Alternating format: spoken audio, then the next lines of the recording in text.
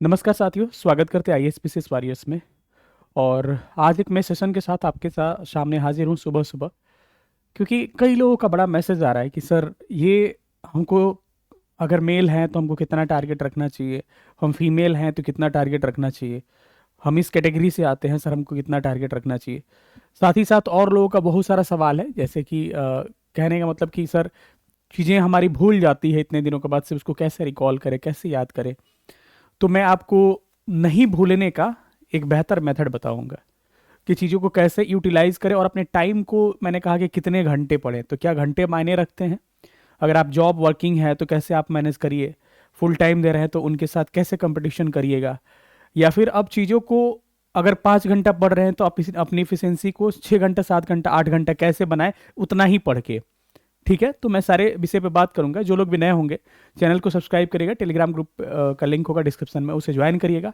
और नीचे आपको ये भी चीज़ें समझ में आएंगी इसमें कि किस किस सब्जेक्ट पे अभी आपको फोकस करना चाहिए, भी आपके लिए क्या है कि इंपॉर्टेंट सब्जेक्ट है।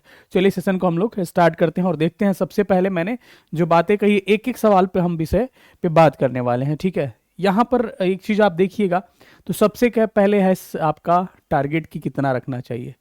अब प्लीज़ इसको कट ऑफ के तौर पे नहीं लेना है। किसी भी एग्जाम की प्रिपरेशन करते हैं या फिर कोई भी काम करते हैं तो एक लक्ष्य होता है, एक टारगेट होता है कि इतने दिनों में कंप्लीट करना है। जैसे हम लोग कहते हैं कि हम लोग को इतने दिन में पढ़ा के आपको खत्म करना है सिलेबस, आपको होता है कि हमको इतने दिन में पढ़ के सिलेबस को खत्म करना है। वैसे ही क्या होता है, हर चीज़ का क्या होता है, एक अपना टारगेट होता है।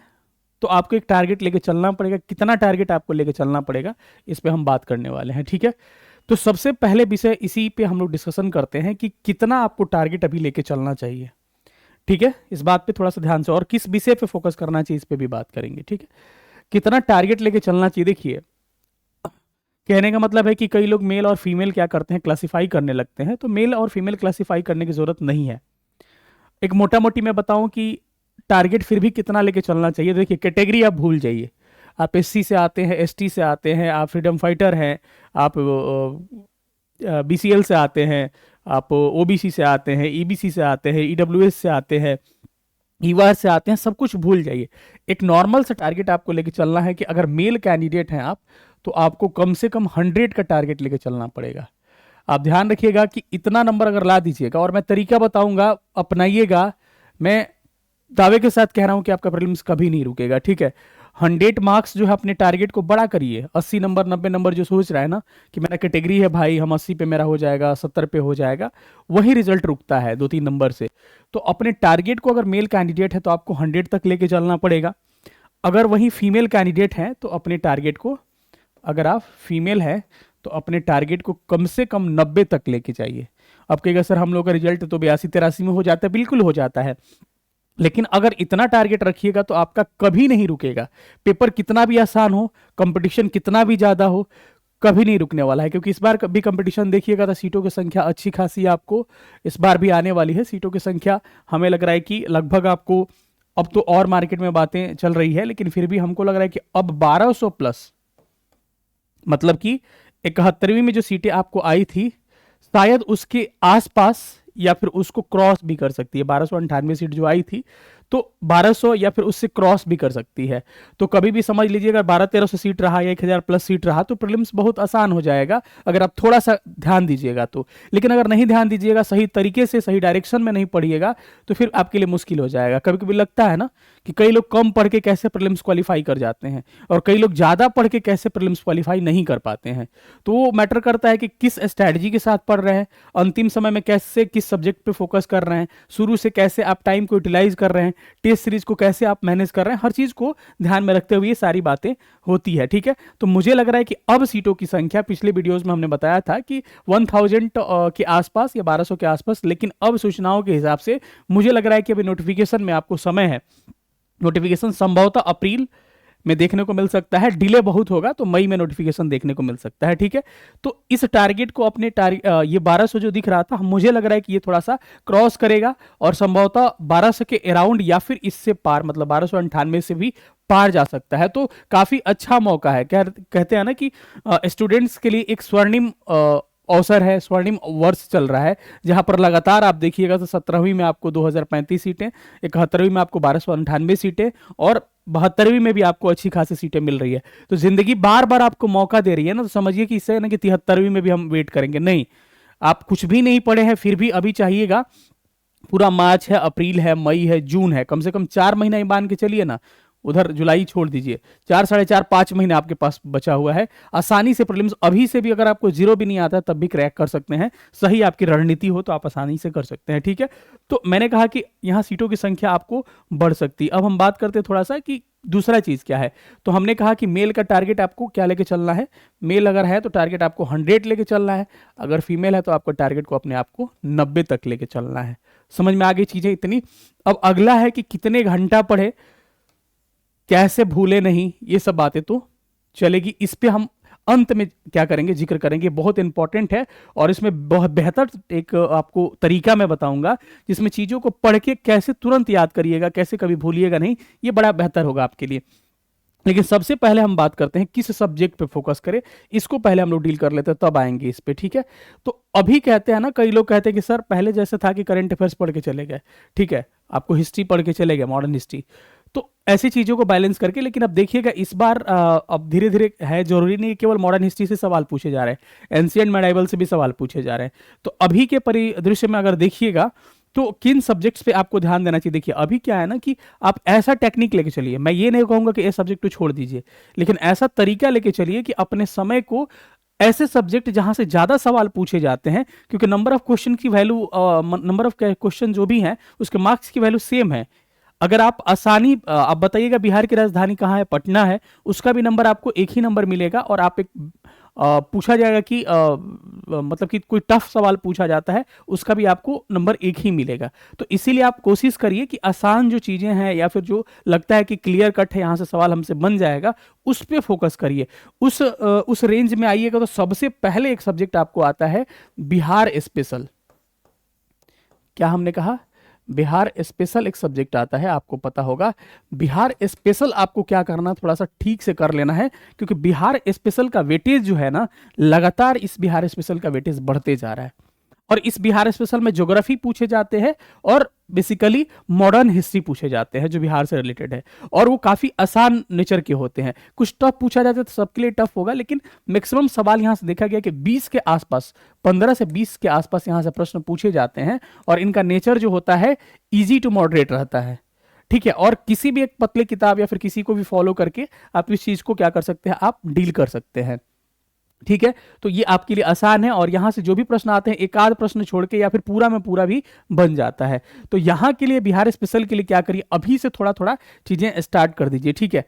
बिहार स्पेशल का देखिएगा तो मेरे भी चैनल पर वीडियोस बिहार स्पेशल के मिलेंगे आपको, ठीक है, या फिर हम लोग भी पढ़ाएंगे बिहार स्पेशल बेहतर तरीके से। और अभी तक मैंने जो भी पढ़ाया, अभी हाल ही फिलहाल में मैंने एक वीडियो पोस्ट किया है कि प्रीवियस ईयर में क्या पूछे गए हैं, जाकर मेरा लेक्चर देखिएगा आगे चल के, तो कुछ भी उससे बाहर नहीं आता है, ठीक है। या फिर अगर कोई बुक फॉलो करना चाहते हैं तो मैं आपको बता दूं, केबीसी नैनो एक अच्छी किताब है, ठीक है, जो कि बिहार स्पेशल के लिए मैं कहता हूं कि एक बेहतर किताब है, और यहां से क्वेश्चंस आते हैं लगातार, ठीक है, इसको फॉलो कर सकते हैं। और प्रैक्टिस के लिए आपको एक रजनीश करके सर है, रजनीश सर, और एग्जैक्ट उनका नाम साथ में जो है उनका याद नहीं आ रहा है, दोनों को कंबाइन करके एक प्रैक्टिस बुक आता है बिहार स्पेशल के लिए। वहां से आप क्वेश्चंस बहुत सारे दिए गए हैं, वहां से प्रैक्टिस कर सकते हैं। अगर वो नहीं कर सकते तो प्रीवियस ईयर उठाइए बिहार स्पेशल का, और कहीं से भी प्रीवियस ईयर को सॉल्व कर लीजिए, उसी में से ऊपर नीचे करके क्वेश्चंस आते हैं।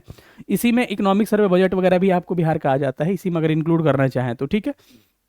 तो ये सारी चीजें हो गई बिहार स्पेशल के लिए। अब हम एक बात कर रहे हैं आपको कि साइंस आपका सबसे बड़ा वेटेज है। कौन सा? साइंस में। बार बार साइंस पे फोकस क्यों कर रहा हूं, अपने दिल पे हाथ रख के कहिए, 95% या फिर कहे 99% स्टूडेंट का अगर रिजल्ट रुकता है, बिकॉज ऑफ साइंस। साइंस के कारण आपका रिजल्ट रुक रहा है। हर एग्जाम में जाके देखिए, हर जगह अच्छा स्कोर कर रहा है, साइंस में गड़बड़ हो जाता है, ठीक है, या फिर करंट अफेयर्स में कुछ ऊपर नीचे हो जाता है, लेकिन मैक्सिमम केस में देखिएगा तो साइंस में गड़बड़ होता है। साइंस में मैं बार बार रिपीट करके कहता हूं कि मेरा बात अभी भी मान लीजिए, साइंस में कहीं इधर उधर आपको जाने की जरूरत नहीं है, ज्यादा ऊपर नीचे करने की जरूरत नहीं है, ये नोट्स वो नोट्स कुछ नहीं, अभी फिलहाल कुछ नहीं। आपको साइंस में ना, आपको अपने आप को एनसीईआरटी बेस्ड बना लेना है। मैं कितनी बार इस चीज़ को रिपीट करता हूँ, कई सर बार बार बताते हैं, लेकिन एनसीईआरटी बेस्ड अपने आप को बनाना है और एनसीईआरटी चीज़ों को 6 to 10 को रिवाइज करना है। ठीक है, यही चीज़ें आपको है। लेकिन ध्यान रखिएगा, इस रिवीजन के क्रम में मैंने एक वीडियो भी डाला था कि इसमें से एक्सरसाइज से भी प्रश्न न्यूमेरिकल वगैरह पूछे जाते हैं। तो कई लोगों का बैकग्राउंड नहीं है, अच्छे से नहीं कर पाएंगे, तो कभी भी अब ये नहीं कि एनसीईआरटी 5 बार पढ़ लिए तो आपको हर चीज़ें समझ में आएगी। कभी कभी ऐसा भी होता है कि एनसीईआरटी 4-5 बार पढ़ लिए और आपसे क्या हुआ, चीज़ें नहीं बन रही है, ठीक है, नहीं समझ में आ रहा है चीज़ें। तो पहले ना उसको समझ समझ के आपको पढ़ना क्या है, जरूरी है। समझ के अगर नहीं पढ़िएगा तो उस पढ़ने का कोई फायदा नहीं है। सपोज कर कोई चैप्टर आप पढ़ रहे हैं, एसिड बेस साल्ट पढ़ रहे हैं, आपको एसिड बेस साल्ट में चीजें जो दी गई हर चीज समझ में आपको आ ही नहीं रहा है, तो फिर उस 5 बार पढ़ने का क्या महत्व है। तो इसीलिए एक एक लाइन को एनसीईआरटी को अच्छे से समझ के आपको पढ़ना है। कई लोग एनसीईआरटी वीक वगैरह होता है, तो हम जो पढ़ाते हैं, जाके मेरे चैनल पर आप डेमो के तौर पे देखिएगा, एसिड बेस साल्ट का वीडियो पड़ा है। और एसिड बेस साल्ट का वीडियो देखते समय एक तरफ घटना चक्र रख लीजिएगा, एक तरफ लूसेंट रख लीजिएगा, और एक तरफ 10th क्लास का एनसीईआरटी रख लीजिएगा, क्योंकि 7th और 10th में एसिड बेस साल्ट दिया गया है। और आप मैच करिएगा, एक एक लाइन हमने वहां पे बोला है एनसीईआरटी के बारे में। तो क्योंकि हम यहाँ पढ़ाते हैं तो हमारे सामने एनसीईआरटी की किताबें मौजूद रहती है, और लोग कहते हैं कि सर आपका पढ़ाया हुआ डायरेक्ट एग्जाम में कैसे आता है। उसका मात्र एक कारण है कि ऐसा नहीं है कि कोई हम हनुमान जी हैं या फिर हमारे पास कोई ऐसे शक्ति है, दैवीय शक्ति है कि वो डायरेक्ट हमको हिट करा देता है क्वेश्चन। नहीं, बिल्कुल नहीं। बस हम बेस मानते हैं, जिस सब्जेक्ट का बेस एनसीईआरटी होना चाहिए उस सब्जेक्ट का बेस एनसीईआरटी हम लोग बनाते हैं। जैसे कि आपको साइंस हो गया, ज्योग्राफी हो गया, बस इतना ही, ईवीएस हो गया, यहां से एनसीईआरटी से सवाल ज्यादा पूछे जाते हैं।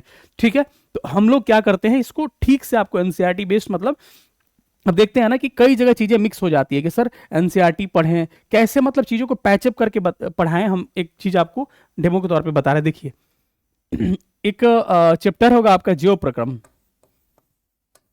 ज्यो प्रक्रम, क्योंकि हमारे सामने ये यहाँ पे सामने बुक भी पड़ा हुआ है। ज्यो प्रक्रम एक चैप्टर है 10th क्लास में, लाइफ प्रोसेस इसको कहते हैं, इंग्लिश याद रखिए ना। लाइफ प्रोसेस एक चैप्टर है आपके बुक में। ठीक है, इस लाइफ प्रोसेस चैप्टर में देखिएगा तो इसमें क्या दिया गया है, हमारा जो पोषण होता है, न्यूट्रिशन जो होता है, पोषण जिसको कहते हैं, उसके बारे में दिया गया है कि कैसे खाना खाते हैं, कैसे उसको पचाते हैं। उसके बाद से हमारा रिस्पायरेटरी सिस्टम यानी कि श्वसन के बारे में चीज़ें दी गई है, श्वसन के बारे में चीज़ें दी गई है। उसके बाद से आगे जाइएगा तो इसी में आपको ब्लड के बारे में चीज़ें दी गई है। ठीक है, तो ये सारा चीज़ एक साथ दे रखा है। तो अब बात यह है कि सर एनसीईआरटी पढ़ें कि लूसेंट पढ़ें, लूसेंट वाला कौन सा पढ़ें, ब्लू वाला पढ़ें कि ग्रीन वाला पढ़ें, इंग्लिश मीडियम है तो आपको येलो वाला पढ़े कि ग्रीन वाला पढ़े, इस तरह से कन्फ्यूजन क्रिएट होता है। तो इसका हम लोग अरेंज करके एक तरीका बताते हैं। पढ़ने का तरीका क्या है, मानिए कि अगर आप एनसीईआरटी 10th क्लास का पढ़ रहे हैं, पोषण आप ये जीव प्रक्रम पढ़ रहे हैं, तो उसमें जीव प्रक्रम में से पोषण वाला सेक्शन को पढ़ लीजिए कि कैसे पाचन होता है, कैसे श्वसन होता है, टाइलिन कैसे काम करता है, ये सब चीज़ों को, कैसे भोजन जाता है, कैसे पचता है, डाइजेशन कैसे होता है, इसको पढ़ लीजिए।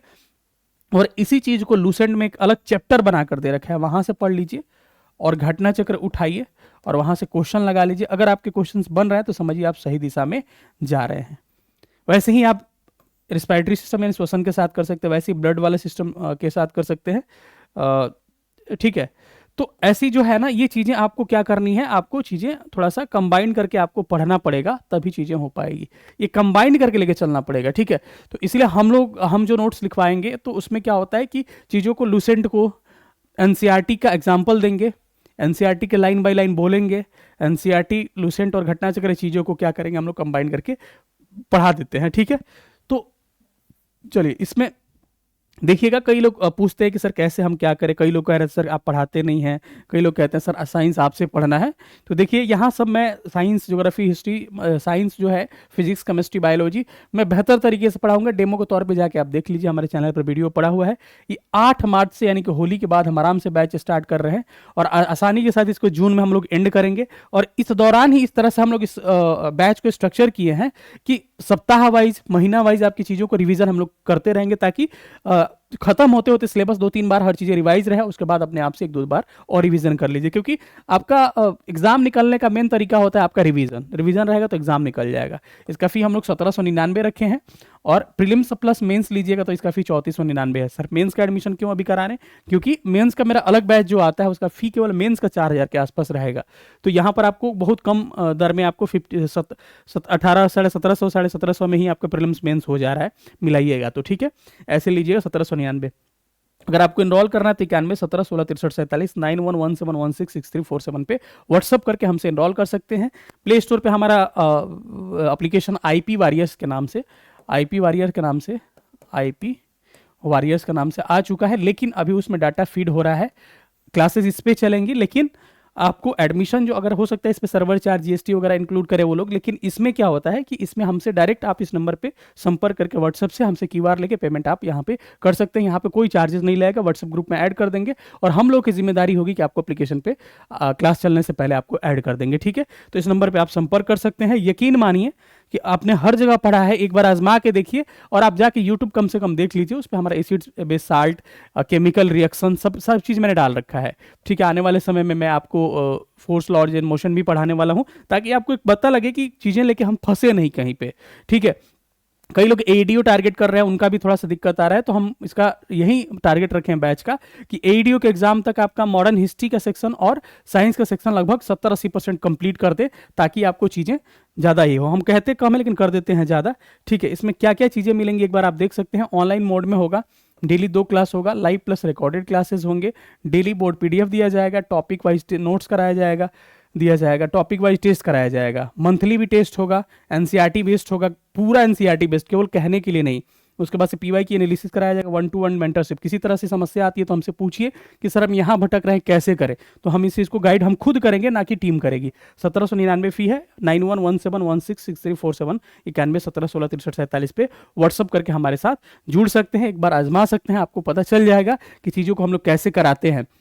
जिनको भी समस्या है, और आप डरिए मत कि आपको कुछ नहीं आता है, साइंस का अगर इस भी पता नहीं होगा ना, तो मैं गारंटी के साथ कह रहा हूं कि अगर नहीं समझ में आएगा तो फिर हमसे कहिएगा सर नहीं समझ में आ रहा है। आप क्या करिए, आपने हमको यहाँ डायरेक्ट आके कमेंट करिए कि आपने झूठ बोला, ठीक है। लेकिन मुझे पता है कि जो मैं चीज़ें पढ़ाता हूँ क्लास में 80 से 90% क्लास में ही आप चीज़ें 100% कहते हैं, लेकिन कई तरह के स्टूडेंट होते हैं जो ध्यान नहीं देते हैं, फिर भी 70 से 80-90% चीज़ें आपको 70 से 90% क्लास में ही याद हो जाएगी, ठीक है। अब आते हैं फिर से हम लोग चीज़ों पर। अपना चीज़ क्या था हमारा, तो किस सब्जेक्ट पर फोकस करें? हमने कहा कि सबसे पहले एक साइंस पे फोकस करना पड़ेगा आपको, साइंस के बाद से बिहार स्पेशल पे फोकस करना पड़ेगा, और एक कम से कम मॉडर्न हिस्ट्री पे फोकस करना पड़ेगा आपको, मॉडर्न हिस्ट्री पे, और करंट अफेयर्स अभी से आपको करना पड़ेगा। करंट अफेयर्स के लिए एक अलग वीडियो बना देंगे। अब है ना कि एक सवाल यहाँ बनता है कि कितने घंटे पढ़े और कैसे भूले नहीं। ये मुद्दा काफ़ी गंभीर है, कैसे इसको डील करें समझिएगा। हमने कहा कितने घंटे पढ़े, देखिए घंटा ज़्यादा मायने नहीं रखता है अपना, फिर भी मोटा मोटी मैं कहूँ कि अगर आप वर्किंग नहीं है तो फिर भी अपना 8 आवर्स कम से कम टारगेट अभी रखिए। अगर आप वर्किंग है तो कम से कम 5 आवर, अपना 4 से 5 घंटे टाइम आपको निकालना पड़ेगा, क्योंकि कंपटीशन में आपको ये नहीं देखा जाएगा कि ये आदमी रोल नंबर वाला वर्किंग है और ये क्या है फुल टाइम है, तो इतना टाइम निकालना पड़ेगा। लेकिन हाँ, अपने लक्ष्य को टारगेट के तौर पे आप मान के चलिए कि डेली का एक टारगेट सेट करिए कि बायोलॉजी का हमको इतना चैप्टर आज कर लेना है, ठीक है, केमिस्ट्री का हमको आज इतना चैप्टर कर लेना है, यहाँ पर 1857 की क्रांति पढ़ लेना है, और प्रैक्टिस करिए लगातार, तो आपको क्या होगा, चीज़ें आपको कंफर्म होती जाएंगी और आपको एक मन में संतुष्टि भी मिलेगी, जितना हमने सेट किया उतना किया। तो घंटा ज़्यादा मायने नहीं रखता है। फिर भी अब ये नहीं कि एक टारगेट रख ले कि 1857 आज पढ़ना है, 2 घंटा में पढ़ के ख़त्म, सर हमने तो जो टारगेट रखा अचीव कर लिया, नहीं। इसीलिए टारगेट यहाँ घंटा का भी हम बाउंडेशन बना रहे हैं कि चीज़ों को आप थोड़ा सा एक मानिए कि इसी के हिसाब से अपना टॉपिक को ज़्यादा रखिएगा, जैसे टाइम यहाँ पे हम दे रखे हैं।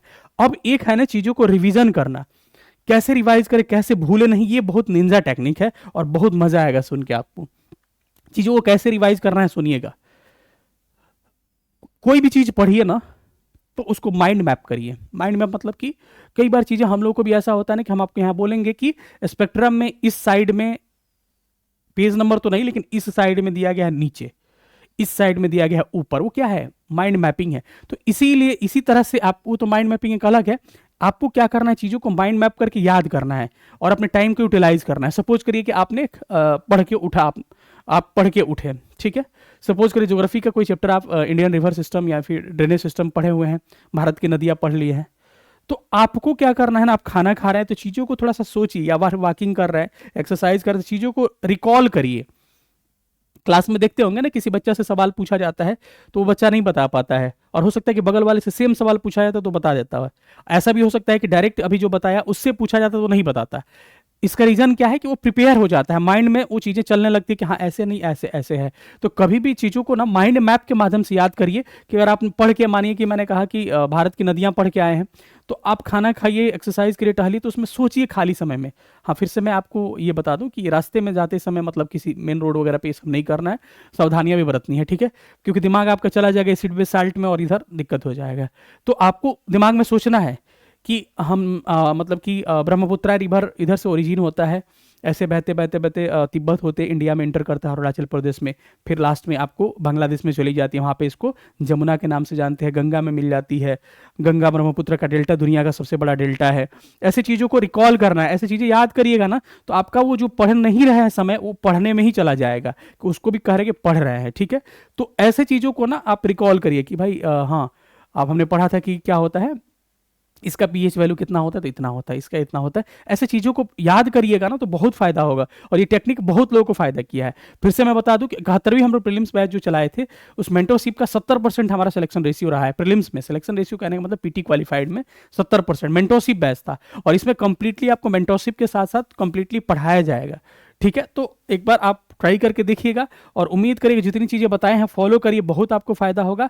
और किसी भी जानकारी आपको लेना है, कोई भी जानकारी, तो दिए गए नंबर पे क्या कर सकते हैं, आप इस संपर्क कर सकते हैं, इस वाले नंबर पे आप मैसेज कर लीजिएगा, क्योंकि कॉलिंग एक्टिविटी इसमें कराएंगे, लेकिन व्हाट्सअप कॉल अभी अवेलेबल है, ठीक है? कैसा लगा सेशन सब लोग बताइएगा। मिलेंगे किसी अगले सेशन में, तब तक अपना ख्याल रखिएगा। सेशन देखने में बहुत बहुत धन्यवाद। Thank you so much. जय हिंद।